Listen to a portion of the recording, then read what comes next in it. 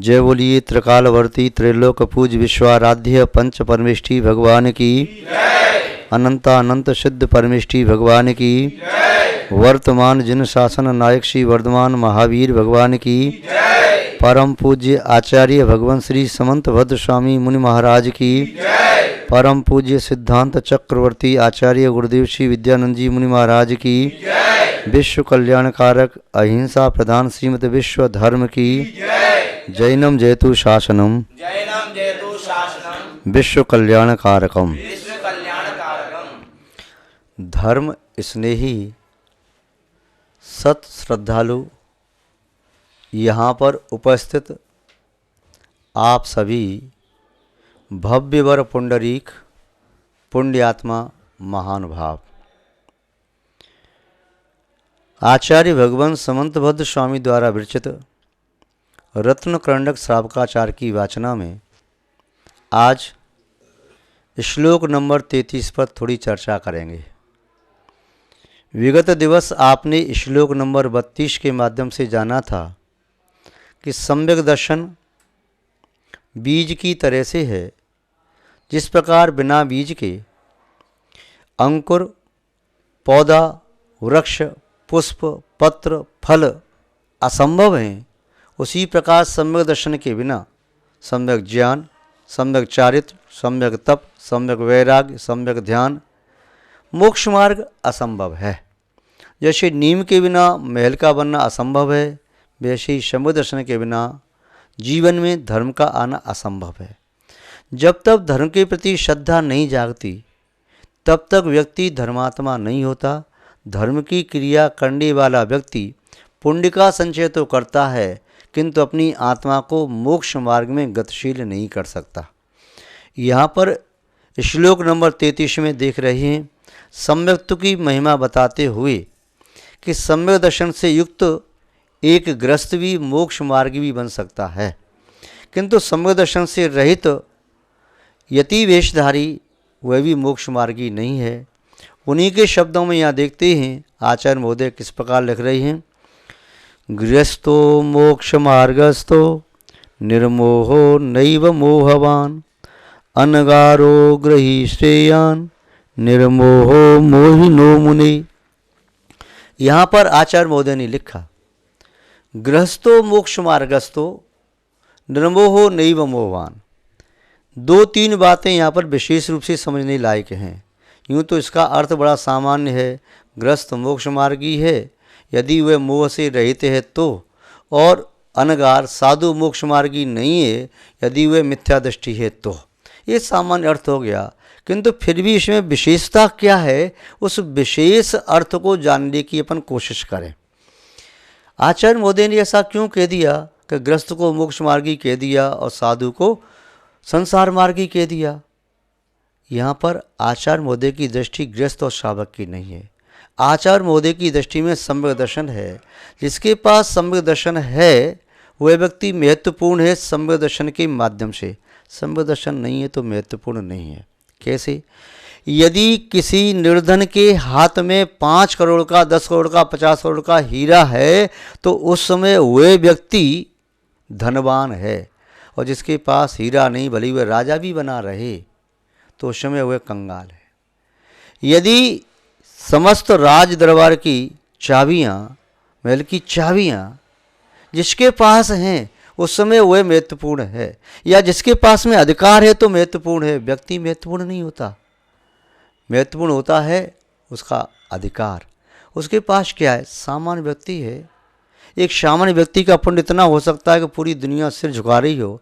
यह विशेष व्यक्ति है, ऐसा लगता है इंद्र जैसा, किंतु पुण्यहीन है तो उसे कोई नमस्कार करना तो ठीक है, उसे कोई स्थान भी नहीं देता, उसकी देख करके उपेक्षा कर रहे। तो यहाँ पर महत्व दिखा रहे उसका सम्यक दर्शन का। वैसे मोक्ष मार्ग अकेले सम्यक दर्शन से बनता नहीं, मोक्ष मार्ग बनता है सम्यक दर्शन, सम्यक ज्ञान, सम्यक चारित्र से। इन तीनों के बिना मोक्ष मार्ग नहीं बनता। जैसा आप तत्वसूत्र में भी पढ़ते हैं, सम्यक दर्शन ज्ञान चारित्राणी मोक्ष मार्ग। सम्यक दर्शन, सम्यक ज्ञान, सम्यक चारित्र तीनों की एकता मोक्ष मार्ग है। एक एक है तो मोक्ष मार्ग नहीं है, अकेला सम्यक दर्शन मोक्ष मार्ग नहीं है, अकेला ज्ञान मोक्ष मार्ग नहीं है, अकेली क्रिया मोक्ष मार्ग नहीं है। दर्शन और ज्ञान मोक्ष मार्ग नहीं है, दर्शन और क्रिया मोक्ष मार्ग नहीं है, ज्ञान और क्रिया मोक्ष मार्ग नहीं है। जब और तीनों का अभाव मोक्ष मार्ग नहीं है, तीनों एक में एक हो जाते हैं तब मोक्ष मार्ग बनता है। जैसे उदाहरण के तौर पर कहें, हलवा आप बनाते हैं, हलवा कैसे बनता है? अकेले आटे का नाम हलवा नहीं है, अकेली शक्कर का नाम हलवा नहीं है, और घी का नाम हलवा नहीं है। आटा, शक्कर और घी तीनों मिलाकर के उसे गर्म की अग्नि के साथ संयुक्त किया, एक अनुपात में मिलाया तो हलवा बन गया। या तीनों अलग अलग हैं तो हलवा नहीं है। ऐसी शिकंजी आपने बनाई, जल, नींबू का रस और शक्कर आपने डाल दिया तो शिकंजी बन गई। तीनों में से एक को भी कम कर देंगे तो शिकंजी नहीं कहलाएगी, तीनों को अलग अलग रखो तो शिकंजी नहीं कहलाएगी। और भी ऐसे कोई उदाहरण ले सकते हैं जो तीन के माध्यम से बनने वाली वस्तु है। 3 व्हीलर है, एक पहिया निकाल दो तो चल नहीं सकेगा। स्टूल है, तिपाई, 3 ही पाए हैं तभी बैठ पाओगे, निकाल दिया तो नहीं। तीनों का समान महत्व है, किसी का महत्व कम नहीं आंका जा सकता। सम्यक दर्शन, सम्यक ज्ञान, सम्यक चारित्र, ये तीनों ही मिलकर के मोक्ष मार्ग बनाते हैं, एक एक से नहीं।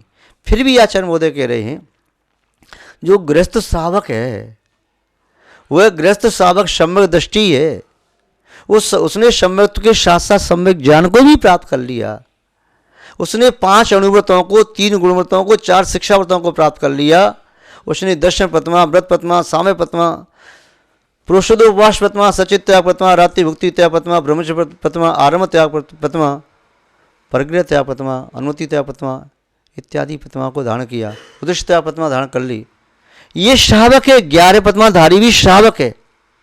उसके पास देश व्रत है, एक देश संयम है, एक देश चारित्र है, और सम्यक दर्शन सम्यक ज्ञान भी है, सम्यक दृष्टि है। तो वह सम्यक दृष्टि यदि है और देश शब्द उसके पास हैं तो उपचार से मोक्ष मार्गी है, एक देश मोक्ष मार्गी है। किंतु कोई नग्न अवस्था को प्राप्त कर ली, नग्न अवस्था तो प्राप्त कर ली, वस्तुओं को तार के तो फेंक दिया, किंतु उसके सम्यक दर्शन नहीं है, मिथ्या दृष्टि है। उसकी आत्मा में मिथ्यात्व का आभास है। आज भी वह शरीर और आत्मा को एक मान रहा है।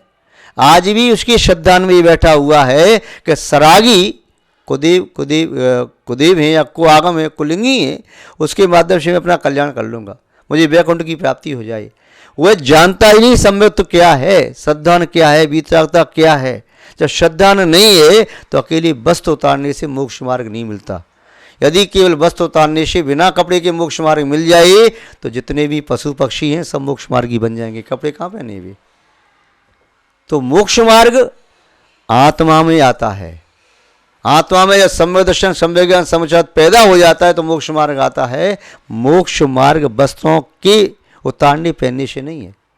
आचार्य महोदय ने उदाहरण दिया, गृहस्थ का उदाहरण दिया, मुनियों को फटकार लगा दी।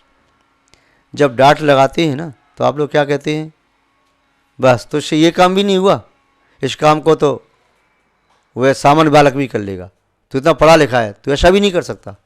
उदाहरण आचार्य महोदय ने ऐसे दिए। दान में उदाहरण दिया तो किसका दिया? दान देने में, अवैध दान देने में सूकर का उदाहरण दिया, कोई राजा महाराजा का नहीं दिया। यदि पूजा भक्ति उदाहरण दिया तो मेढक का उदाहरण दिया। और यहाँ पर मोक्ष मार्ग उदाहरण दे रही है तो मुनि को फटकारने के लिए एक गृहस्थ का उदाहरण दे रहे हैं। गृहस्थो मोक्ष मार्गस्थो, वह गृहस्थ भी मोक्ष मार्गी हो सकता है जो सम्यक दर्शन, सम्यक ज्ञान और देशार्थ से सहित है, किंतु वह दिगंबर वेशधारी मोक्ष मार्गी नहीं है। जिस दिगंबर साधु की अंतर आत्मा में सम्यक दर्शन नहीं है, सम्यक ज्ञान नहीं है, सम्यक चारित्र नहीं है। चारित्र में दोष लगे तभी मोक्ष मार्गी हो सकता है। किंतु बात यह है कि मुनि महाराज को हम कैसे नापें कि इनके अंदर सम्यक दर्शन है या नहीं। ऐसा कोई थर्मामीटर, कोई पैमाना बना नहीं कि जिसके माध्यम से परिणामों को नापा जा सके। यह तो केवल ही जाने, यह तो केवल ज्ञान का विषय है कि उनके मिथ्यात्वादी कर्म उपसम भाव को प्राप्त हुए कि नहीं हुए। कषाय से भी नहीं नाप सकते, क्योंकि महावती के जीवन में कषाय का उदय भी हो सकता है, तब भी वे मोक्ष मार्गी हो सकते हैं और वे भावलिंगी मुनि हो सकते हैं। किंतु जिस मुनि के सम्यक तो नहीं है, अभव्य है, वह मोक्ष मार्गी कैसे हो सकता है? तो आचार्य महोदय इस चरणानुयोग में करणानुयोग की पुट लगाते हुए कह रहे हैं, जिसके चित्त में सम्यक दर्शन प्रकट हो गया, सम्यक ज्ञान का, सम्यक दर्शन का सूर्य प्रकट हो गया, सम्यक ज्ञान का प्रकाश फैल गया, किरणों के माध्यम से पृथ्वी तल का, भूतल का अंधकार नष्ट हो गया, तो वह प्रकाश में हो गया। तो वह आत्मा कोई भी हो, कोई व्यक्ति अहंकार से न सोचे कि मैं मनुष्य बन गया तो जल्दी मोक्ष प्राप्त कर लूँगा, मैंने जैन कुल में जन्म ले लिया तो जल्दी मोक्ष चला जाऊँगा, मैं व्रती बन गया तो जल्दी मोक्ष चला जाऊँगा, महाव्रती बन गया तो जल्दी मोक्ष चला जाऊँगा। जैन दर्शन संसार का एक ऐसा अनुपम दर्शन है, इसकी विशेषता कोई शब्दों में कह नहीं सकता। नहीं जान सकते हम ये चलने वाली चींटी मृत्यु को प्राप्त करके हमसे पहले मोक्ष पहुंच जाए, नहीं जान सकते निगोद में पड़ा हुआ जीव हमसे पहले मोक्ष पहुंच जाए, नहीं हम कह सकते एक इंद्री जीव वृक्ष आदि हमसे पहले मोक्ष जा सकता है। कब किस जीव की प्रणति बदल जाए, अपने शास्त्र में कई उदाहरण आते हैं। तुंगभद्रा का, जिसने मौन एकादशी व्रत किया और मौन एकादशी व्रत का पालन करके अगले भव से मोक्ष को प्राप्त कर लिया, उस तुंगभद्रा ने, दुर्गंधा ने, और मोक्ष प्राप्त किया। सुभग ग्वाले ने, जो सुभग नाम का ग्वाला था, उसने कोई बहुत बड़ी तपस्या नहीं की, अपने शेठ की गाय चराता था। उस ग्वाले ने एक रात्रि मुनि महाराज की भैयावती की, आग जला करके तपाता रहा और अमो रंताणम पढ़ना सीख गया, और वह उसकी गाय चली गई तो समुद्र में नदी में कूदा, पेट में लकड़ी का ठूंठ घुस जाने से मृत्यु को प्राप्त हुआ। अपने ही शेठ के यहाँ पुत्र हुआ, निदान कर लिया कि मैं शेठ की गाय चरा रहा हूँ, गाय न पहुँचेगी, सेठ क्या सोचेगा, सेठ के कोई संतान नहीं है, हे भगवान मैंने रणमो रंताड़म की जो सेवा की थी, रात भर वैयावृत्ति की थी, उस रणमो रंताड़म की सेवा से मुझे उस सेठ के घर में जन्म मिल जाए। और वह ग्वाला सेठ के घर में जन्म लेता है, सुदर्शन सेठ बनता है, कामदेव जैसा सुंदर शरीर प्राप्त करता है, वज्रशव नार सेना प्राप्त करता है, और उसी वह से तपस्या करके मोक्ष को प्राप्त कर लेता है। जिन शासन की महिमा अचिंत्य है, इसलिए कभी भी हम अहंकार न करें। यहाँ पर ये बात आचार्य महोदय बताना चाह रहे हैं कि मोक्ष मार्गी जो ग्रस्त बन गया है वह अहंकार कर नहीं सकता, और जो अहंकार कर रहा है वह मोक्ष मार्गी है नहीं, क्योंकि ग्रस्त तो अभी विद्यार्थी है, साधु अध्यापक हैं। किसी विद्यार्थी को अध्यापक की परीक्षा लेने का न अधिकार है न परीक्षा लेने की पात्रता है। आचार्यों ने लिखा है, भुक्ति मात प्रदाने तो का परीक्षा तपस्ना ते संतो विसंतो वा गृहदानिन शोभते।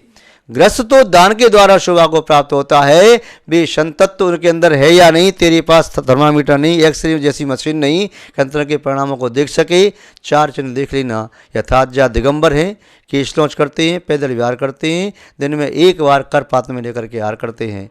इस प्रकार की चार विशेषता देकर के दिगंबर साधु की पहचान करके सिर झुका लेना, और उसे सिर झुका लेगा तो वह साधक भी मोक्ष मार्गी बन जाएगा। यहाँ तक कहा शास्त्रों में तो अभव्य व्यक्ति भी यदि मुनि बन जाए तो वह भले ही मोक्ष प्राप्त न करे, किंतु वह अभव्य मुनि भी अनेक भव्यों के लिए मोक्ष का निमित्त बन सकता है। उस अभव्य मुनि को देख करके भी ग्रस्त सम्यक को प्राप्त कर सकते हैं, सम्यक ज्ञान की वृद्धि कर सकते हैं। महान भाव यहाँ पर आचार्य महोदय किस प्रकार कह रही हैं कि ग्रस्तो जो अपने घर में स्थिर है, मन चंचल है। ग्रस्त और साधु में यही अंतर होता है, ग्रस्त का तन स्थिर रहता है, मन चंचल होता है, और साधु का तन विहार करता रहता है, मन स्थिर रहता है। ग्रस्त का तन स्थिर है, मन चंचल है, और साधु का मन स्थिर है, तन चंचल है, चलायमान है, एक जगह ठहरते नहीं। ये नदी के पानी की तरह से इनका प्रवाह रहता है, आज यहाँ कल वहाँ। क्यों?